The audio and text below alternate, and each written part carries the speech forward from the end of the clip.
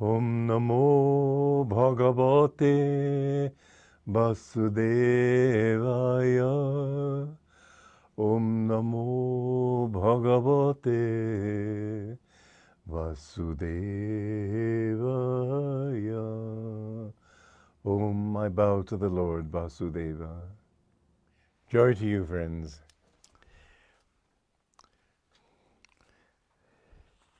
Arjuna, at this point in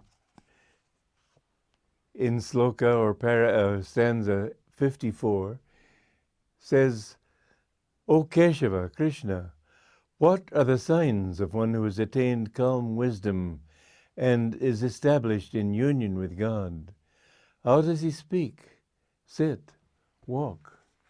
This is an important question because there are some people who, I remember there was a story Yogananda told about a man who came to him in New York and said to him that he went into cosmic consciousness very easily. And Master could see that he wasn't in cosmic consciousness, but he also saw that he wouldn't be able to tell him that he was not having what he thought he was having, because the man had a very good and strong imagination, which in fact is not a defect. It's a good thing to have, but he didn't have the understanding. So Master said, come up to my room and go into samadhi for me. So the man did. He said he was in cosmic consciousness easily all the time. So Master said, all right, go into cosmic consciousness for me. And the man sat there, and Master said his eyes were blinking and his flickering, and he was moving. And finally the man couldn't stand it any longer. He said, why don't you ask me where I am? And Master said, well, all right then, where are you? On top of the dome of the Taj Mahal, he said, as if hallooing from a great distance. And Master said, there must be something the matter with your own dome. I see you sitting right here in front of me. And the man said, all right, test me again. So Master said, well, if you can go to the Taj Mahal in India from New York, why don't you go downstairs in this hotel and tell me what you see in the restaurant there? Well, the man really believed that he did have this power. And so he described the restaurant as he saw it in his imagination. And then Master told him as it was. He said that the chair is here, there's a piano there, a few things. Somebody has just come in and sat near the piano, whatever they said. Anyway, then they went downstairs and they could see with their own eyes that what Master had said was true, but what this man had said was not true. And so Master said, you see, a strong imagination, it's very good to be able to visualize the qualities, the state of consciousness you want to develop, very good to visualize the inner light and so on, but you must go beyond the imagination. You must bypass the subconscious and go into superconsciousness. And this you can achieve only by meditation. Well, the man having been shown, he was sincere, and having been shown that he was wrong, he took initiation from my guru and went on to learn deep and practice deeper meditation. But the point is that our subconscious can lead us astray in countless different ways. It's very important to know when you meet people. I had people try to tell me that they knew what was right for me when I was a young man, and I just didn't feel that they had what I wanted. It wasn't enough for me that they knew things. I wanted to know, but did they themselves know what they were talking about? And for that reason, I left college. I felt that those professors didn't know anything. They were intelligent, learned idiots. And I finally, when I was reading, I was in a philosophy class, and the teacher was saying, well, what do you think, Mr. Walters? And I'd tell him what I thought. And Mr. Brown, what do you think? And I just felt that truth has to be truth. It can't just be a matter of opinions, that this person says this and that one says that, and a sound judge will sort of sit in the middle and not commit himself to anything. I wanted people who had understood. I wanted something I could commit myself to.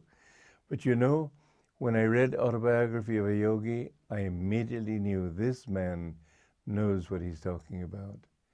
And I knew it so completely that I gave up everything. I left home. I took the next bus 4 days and 4 nights across America. And the first words I said to him were, I want to be your disciple. That was 61 years ago, and I've never regretted that decision. But when I saw him, he fitted all the things that Krishna said in a person, as we'll see in the next talk. How do you sit? How do you walk? How do you... It's not as if you were to sit that way, then you would know. But a person shows who he is and what his consciousness is just from the way he moves. People who are restless, they're always fidgeting. Their eyelids are blinking. When you're inwardly calm, your eyes are calm. They don't need to flicker all over the place. When you're inwardly calm, there's an emanation. It's more than what Arjuna is asking. It's not just a question of how you comport yourself outwardly. There's an emanation from you that you feel. I know that in my Guru's presence, he might be talking about some work that was needed on the driveway, like filling up some potholes or something. After all, he had an organization to run. He had things to look to that were practical. But since I wasn't, I'm remembering one occasion especially where I wasn't involved in that particular job. He was talking to some others. So I just sat there.